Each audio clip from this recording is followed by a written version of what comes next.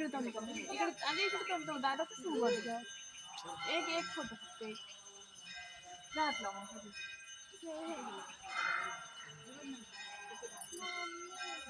जाओ. जा शेतामध्ये. जा साईडने. मी चाललो.